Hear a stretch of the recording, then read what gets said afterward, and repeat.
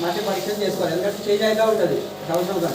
ఆ 8 సంవత్సరాలకి పంటలు తీస్తూ ఉన్నాము, కాకపోతే దాని పరిస్థితి ఎట్లుంది అనేది మనకు తెలియదు. కాబట్టి అలా ఒక మొక్క మామూలుగా పెరిగి పూతొచ్చి దిగుబడి రావాలంటే 16 రకాల పోషకాలు అవసరం ఉంటాయి మనకు. కాకపోతే మనం చేసేది ఒక 2-3 వేస్తాము. మిగతా అన్నీ అంటే ఇంట్లో ముందు చాలా సంవత్సరాల ముందు ఏంటంటే అప్పుడు ఆల్రెడీ అన్ని భూములు ఉండేటివి మనకు పంట వచ్చేస్తుండే. కాకపోతే కొన్ని 100 సంవత్సరాల కొద్ది మనం పండిస్తూ ఉన్నాము, అయిపోయినాయి, తీసేసుకున్నాము, అలాంటి భూమి నుంచి తీసేసుకున్నాము మళ్ళీ. కాకపోతే దానికి రిటర్న్ ఇవ్వలేదు మనం. కాబట్టి మనకి ఇప్పుడు డెఫిషియన్సీ సింప్టమ్స్ అనేవి ఇప్పుడు బయటపడుతున్నాయి మనకు.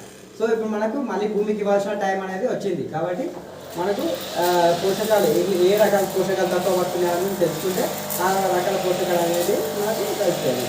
ఇది జనరల్గా మనకు ఒక పంటను చూడంగానే మనకు అర్థమైపోతుంది. దాని కలర్ బట్టే మనకు సగం వరకు అర్థమైపోతుంది ఏ పోషకం తక్కువ ఉంది అనేది మనకు అర్థమైపోతుంది.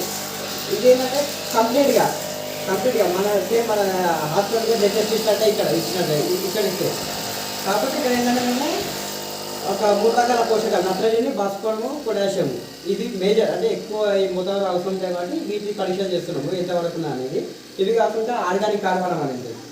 ఆర్గానిక్ కార్బనం అనేది కరెక్ట్గా ఉన్నప్పుడే మిగతా పోషకాలు అన్నింటి కూడా ఉంటాయి. అది మొక్కకు అనే రూపంలో ఉంటుంది ఆర్గానిక్ ఫార్మింగ్. తర్వాత EC electrical conductivity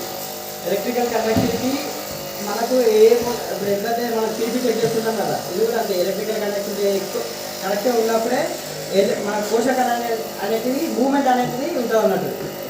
సాయిల్లో water movement అనేది ఈసీ పైన డిపెండ్ అయి ఉంటుంది. తర్వాత pH న్యూట్రల్ ఉన్నప్పుడే పంటలు అనేది కూడా వస్తుంది. ఒకవేళ pH ఎక్కువ తక్కువ ఉన్నప్పుడు దానికి సూటబుల్ క్రాప్స్ మాత్రమే మనం ఇవ్వాల్సి వస్తుంది. ఇవన్నీ ఏం లేదు, మనకు పరీక్షలు చేసుకుంటే చూసి చెప్తాం మీకు, తెలిసిపోతుంది. అంటే దాని ప్రకారం వేసుకోవాలి. ఇవి పోషకాలు ఏమైనా తక్కువ ఉంటే ఈ పోషకాలు తక్కువ ఉన్నాయి, ఇది కొంచెం ఎక్కువ వేసుకోండి. ఇవి ఆల్రెడీ ఎక్కువ ఉన్నాయి, ఈ పోషకాలు మీకు వేయాల్సిన అవసరం లేదు, మామూలుగా ఇది ఎక్కువ వేయకండి అని చెప్పేసి అట్లా చెప్పేస్తాం. ఓకేనా? ఇది ల్యాబ్. ఇది నెక్స్ట్ ఎక్కడ ఒక 4-5 మొత్తంలో అది కూడా మనం తీసుకునేది ఇక్కడ 4-5 జాగ్రత్తలు తెలుసుకోవాలి. అది కూడా ఎట్లా అంటే నీళ్ళ పడే దగ్గర తీసుకోవద్దు, ఏదైనా పెట్టెలు వేసిన పెట్టెలు అట్లా దగ్గర తీసుకోవద్దు, కాలువ పారించే దగ్గర తీసుకోవద్దు. అట్లా